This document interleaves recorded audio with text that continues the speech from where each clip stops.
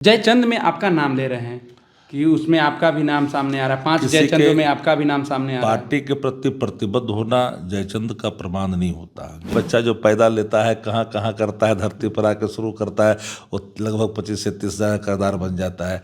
तो बिहार को यहाँ ला के छोड़ा, फिर भी कहते हैं कि कौन सा इंफ्रास्ट्रक्चर का विकास, भ्रष्टाचार के इंफ्रास्ट्रक्चर का विकास, जहाँ पर बिहार बर्बादी के कगार पर खड़ा हो, जहाँ पलायन हो, जहाँ बेरोजगारी हो। जिस फुहरपन के साथ, जिस ओज के साथ, जिस भाषा का इस्तेमाल किया गया, उनके पूरे अयोग्य होने का, शारीरिक रूप से अस्वस्थ होने का, मानसिक रूप से अस्वस्थ होने का प्रमाण देते चले गए।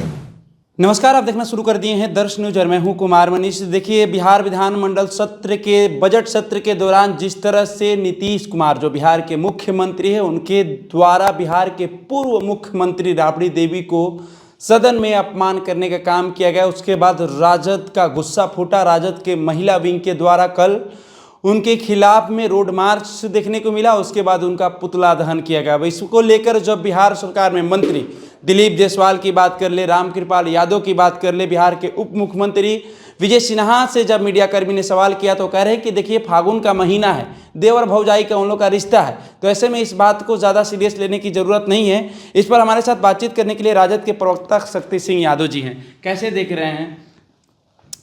मुख्यमंत्री जी ने जो शब्द कहा और जो कहने का जो उनका अंदाज था, उनके अस्वस्थ होने के सारे प्रमाण उनके मुखार बिंदों से निकल रहे थे। यूँ तो बिहार के मुख्यमंत्री हैं, हम लोग उनका ज़्यादा उन पर टीका टिप्पणी नहीं करते हैं, हम लोग सम्मान करते हैं। लेकिन जिस तरह से बिहार के एकीकृत बिहार के पूर्व मुख्यमंत्री, पहली महिला मुख्यमंत्री श्रीमती राबड़ी देवी जी जो विभाजित बिहार के मुख्यमंत्री रहे, वो भूल गए कि मुख्यमंत्री रहे हैं, और उनके अध्यक्षता में, उनके नेतृत्व में वो काम करने का उनको मौका भी मिला था। अब नीतीश कुमार जी ने जिस तरह से कहा तो स्पष्ट हो गया ना कि भाई, सरकार में जो मुखिया है वो योग्य नहीं है।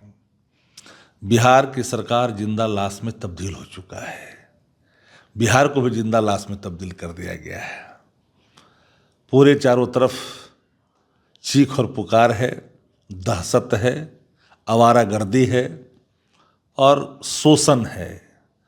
महिला उत्पीड़न की हालत यह है कि अब तो रेप और गैंगरेप के बाद मौत के घाट उतार दिए जा रहे हैं। और एक नहीं, अनेक घटना है। मामला तो सिर्फ था कि नीट छात्रा के मामले में सांप सूंघ गया क्या शासन को, अभी तक इंसाफ नहीं, कल्प्रिट तक हाथ नहीं पहुंचा। किसको बचाना चाहते, वो कौन लोग हैं?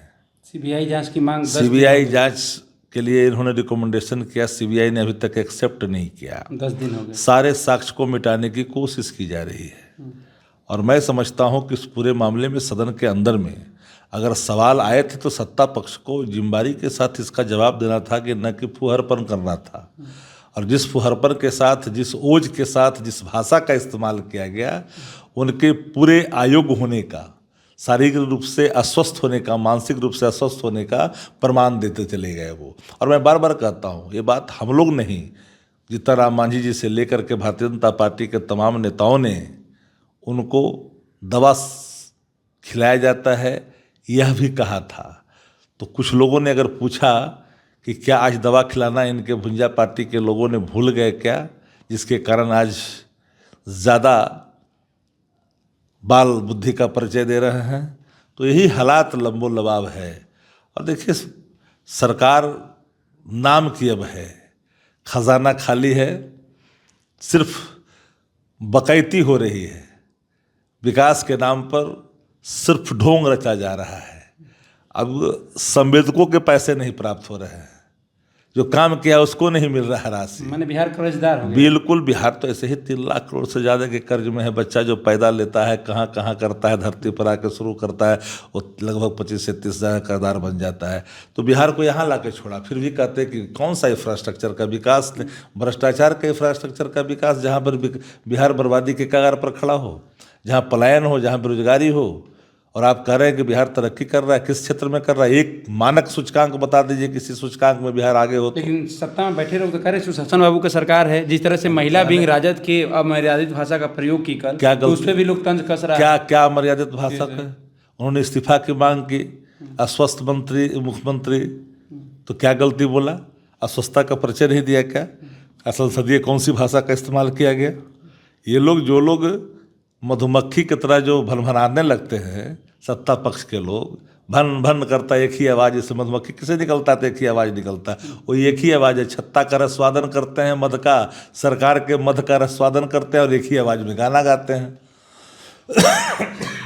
अनुष्का की वजह से फिर से एक बार तेज प्रताप यादव सुर्खियां बिटोर रहे हैं। ऐसे में आप जयचंद में आपका भी नाम ले रहे थे। व्यक्तिगत तो टिप्पणी हम नहीं करते और व्यक्तिगत मामलों में हम नहीं पढ़ते। जयचंद में आपका नाम ले रहे हैं कि उसमें आपका भी नाम सामने आ रहा है, 5 जयचंदों में आपका भी नाम सामने आ रहा है। पार्टी के प्रति प्रतिबद्ध होना जयचंद का प्रमाण नहीं होता। जयचंद तो पृथ्वीराज चौहान के कौन थे, किन्होंने धोखा दिया, और बिहार विधानसभा चुनाव में नेता प्रतिपक्ष के खिलाफ, पार्टी के खिलाफ कौन था, बताने की जरूरत नहीं। तो कह रहे हैं कोर्ट जाएंगे, केस करेंगे आप लोगों के खिलाफ। मान ली कि कोई अगर कुछ करेंगे, हम लोग तो पार्टी, जिस पार्टी के अंदर हैं उसके नेता आदरणीय लालू प्रसाद जी हैं, आदरणीय श्रीमती राबड़ी देवी जी हैं, नेतृत्वकर्ता और कार्यकारी अध्यक्ष तेजस्वी यादव जी हैं। जो कोई भी, हम हो या कोई भी हो, जो नरेंद्र मोदी जी जो देश के प्रधानमंत्री हैं, उनको 10 में 10 नंबर देगा, और वो व्यक्ति राजद की बात तो नहीं कर सकता है।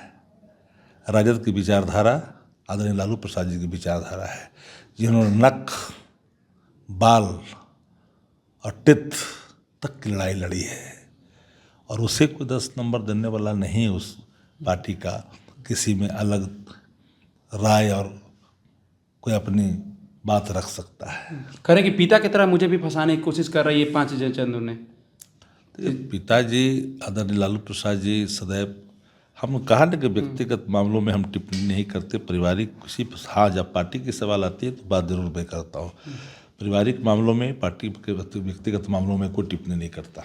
चलिए, पारिवारिक मामलों में हम कोई टीका टिप्पणी नहीं करते। ये राजद के प्रवक्ता शक्ति सिंह यादव कह रहे हैं कि देखिए, जिस तरह से अनुष्का और तेज प्रतापी यादव को लेकर फिर से एक बार सुर्खियां बिटोर रहे हैं तेज प्रतापी यादव। क्या सच में तेज प्रतापी यादव पिता बन गए हैं? ये जो सवाल है, ये जो चर्चा है सोशल मीडिया पर लगातार चल रहे हैं। तेज प्रताप यादव ने आनन फानन में प्रेस कॉन्फ्रेंस बुलाए। प्रेस कॉन्फ्रेंस के माध्यम से 5 जयचंदों का नाम का खुलासा करते हुए नजर आए, जिसमें खुद राजद के जो प्रवक्ता है शक्ति सिंह यादव जी का भी नाम उन्होंने रखा। कहा कि जिस तरह से मेरे पिता को जिस तरह से फंसाया गया, उसी तरह से मेरे को भी फंसाने की साजिश रची जा रही है इस 5 जयचंदों ने। फिलहाल हम इस खबर में इतना ही छोड़ जाते हैं। दीजिए हमें इजाजत। धन्यवाद।